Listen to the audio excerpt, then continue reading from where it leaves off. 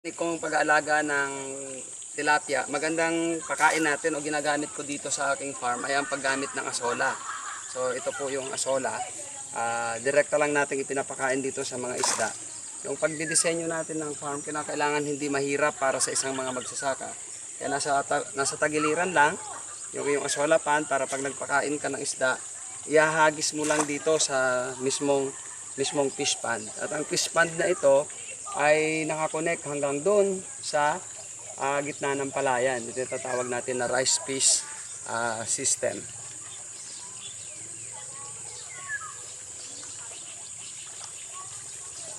Doon tayo kaya sa may